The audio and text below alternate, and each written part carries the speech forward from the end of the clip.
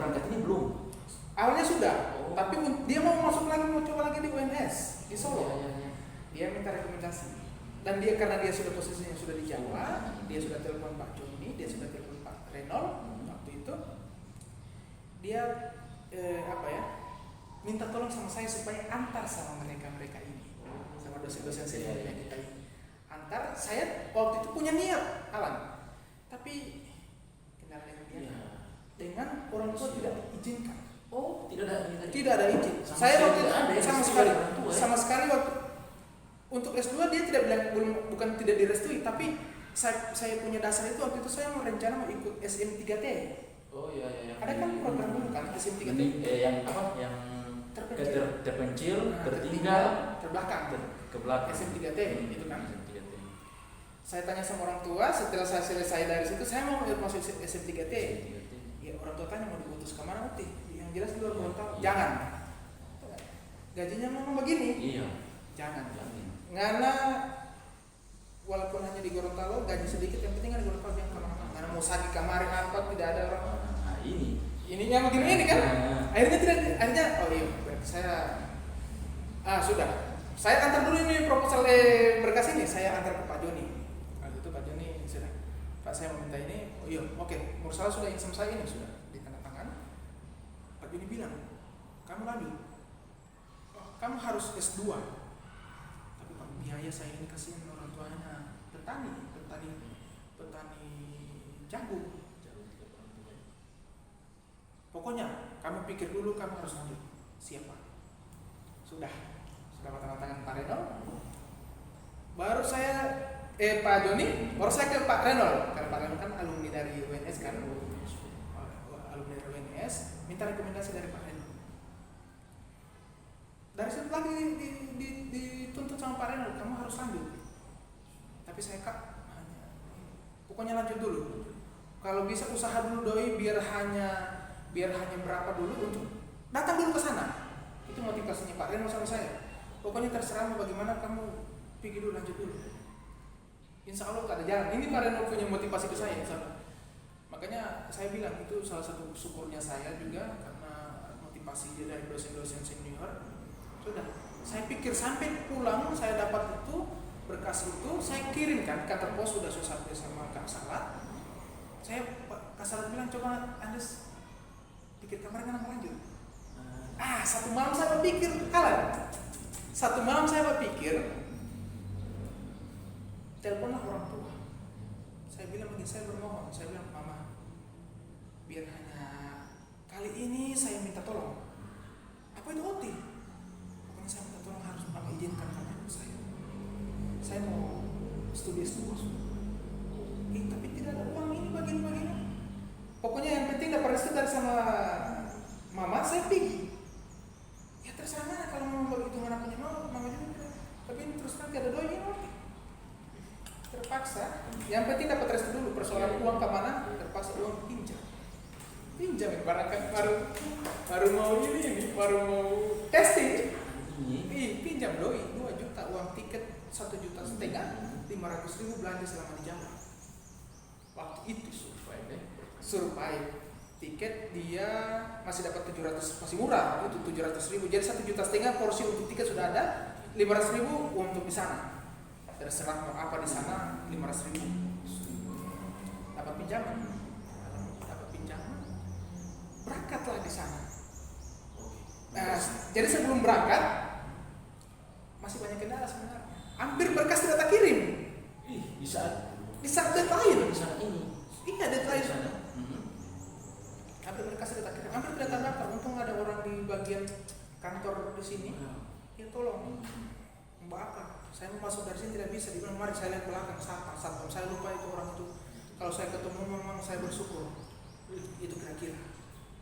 Oke, untuk mempersingkat lagi, di saat Tika sudah terdaftar di UNS sebagai mahasiswa S2, hal terekstrim selama menjalani masa-masa S2 berada di rantau di Solo, apa saja yang kita alami? Hal terekstrim yang pertama itu jadi pembunuh, tapi pembunuh elit. Ya. pemulung elit. Ya. Jadi pemulung elit itu pemulung yang tidak diketahui orang banyak. Pajalannya itu bukan siang, sokantara memang pemulung. Tapi kalau malam itu orang tidak tahu itu pemulung elit. Jadi pajalan tidak tahu orang. Ambil. Jadi orang itu kumpul barang-barang yang orang dapat di sampah-sampah sepulang dari kampus, misalnya habis online apa sudah lupa, orang penuh, orang singgah. Ada yang anak-anak S1 buang kayak apa namanya itu, tugas-tugas apa yang sudah dibuang di, orang kumpul, orang tumpuk di kos, datang tukang beli, jual, belikan rokok. Oh, itu yang paling di kiloan itu. Di kiloan. Iya. Itu yang paling ekstrim. Sampai jadi begitu di sana. Dan kalau di tanah rantau itu, kalau saya sampai prinsip itu tidak tahu malu. Jangan tahu malu. Kalau tahu malu orang lapar. Tapi kalau tidak tahu malu, insya Allah kenyang. Ini puasa kalau di Solo itu pas puasa. Oh, puasa tidak balik. Tidak balik. Standby di sana. Standby di sana. Puasa selama 2 tahun itu standby di sana. 2 tahun. Terus juga pernah ada seminar. Ekstrim kan. Ini juga ekstrim.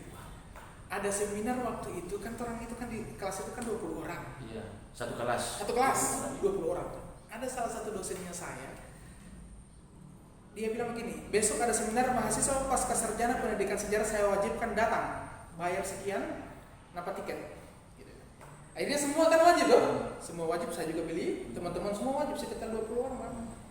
Yang datang di kegiatan itu, cuman 4 orang. Cuma 5 orang.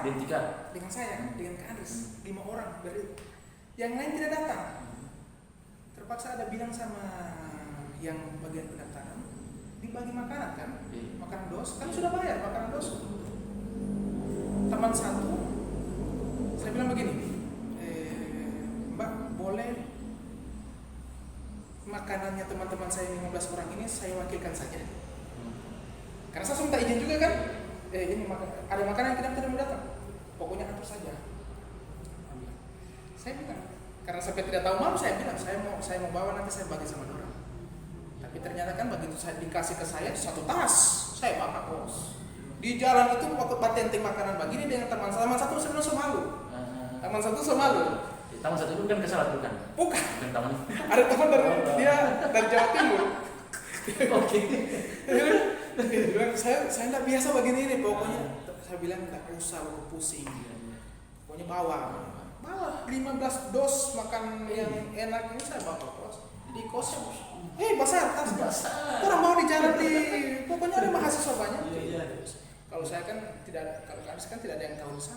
Itu. Untuk apa? Iya, sama kita. Tapi penting yang pertama orang pikir di Solo itu ini dulu yang urut dulu yang tak isi. Ekstrim itu ya. Ekstrim itu. Bayangkan. Berapa tahun Tika? Kalau di ijazah itu dia 2 tahun 1 bulan. Aturannya S2 berapa tahun? 2 tahun. 2 tahun. 3 jalani? Lewat 1 bulan. Lewat 1 bulan. Lewat 1 bulan. Jadi di ijazah itu 2 tahun 1 bulan. Tapi Kak Anis di Solo itu tak lewat sekitar 3 bulan. Karena setelah tesis itu kerja di fotokopi. Kerja di fotokopi sekitar beberapa bulan kerja di situ, dan dari situlah dapat penghasilan. Bahkan dibayar per minggu itu 250.000. Lumayan. Sudah simpan uang tiket, baru juga dapat bonus buku dari situ. Ada kan cetak buku itu kan bisa. Nah, ini buku, soal buku. Jadi buku di sana Tika lebih, kalau menurut saya Tika lebih pentingkan ilmu buku dibandingkan isi perut atau kuota, misalnya telepon atau apa, mungkin kan? Ya pasti itu, betul kan? Oke. Kalau soal menanggapi hal itu bagaimana? Saya lebih butuh buku.